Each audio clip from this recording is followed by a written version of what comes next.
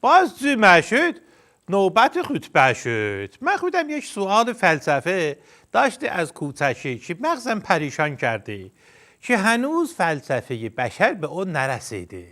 اون هم این که چرا جمعه اینقدر به شنبه نزدیکه اما شنبه اینقدر با جمعه فاصله داره.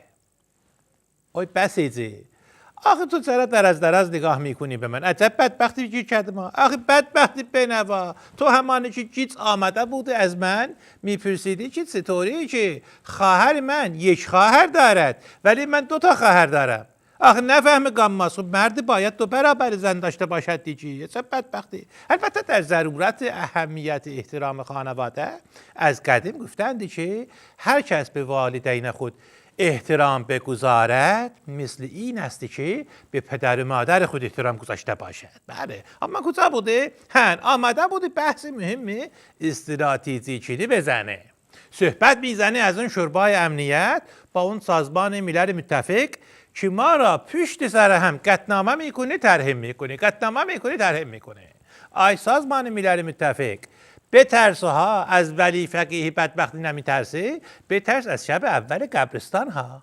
من خودم که هر آدم عاقلی از من میترسه، من خودم از شب اول قبر خیلی میترسم میلرزم. اونا جوره وصیت کردم که من شب اول خاک نکنید، شب دوم خاک بکنید. اما بر سر قطعنامه ترحیم من دیپلماسی داره، یعنی پیشنهاد داره برای شوربای امنیت. این بدبختی به نوای ولی فقیهنه چقدر ضابطه میکنه. لویزا میبره نتنز، از اونجا میبره فردو، دیگه فردا کجا بره بدبختی به نوا. من میگویم که شما یک بار هر چی ترحیم حمله فشار بگذار، اون ادب کن، بعد دیگه ویلکن ولی فقیه غنی میکنه دیگه. مثل اون رستوران داریم در تهران که هر کس هر چی میخورد، به اون میگویند all you can eat. all you can eat یعنی چه؟ من خودم در تهران یاد گرفتم. all you can eat یعنی این که اولش 1000 تومان بده، بعد مثل خر بخور تا جنازت را ببرند بیرون.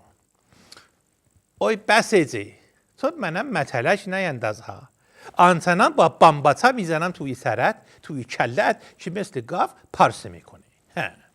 بدبخت بینوا، تو همانه که تراکتور خریده بلد نبوده خاموش کنی، پیاده نمیشدی تا شب توی آن مینشستی که بنزین تمام شود.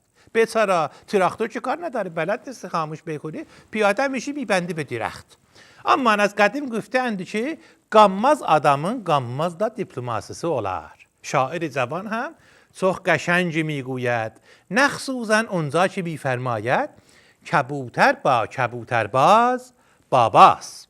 شکر خودم گمان کردم مرباست. به به، غزل نگو قزل بگو.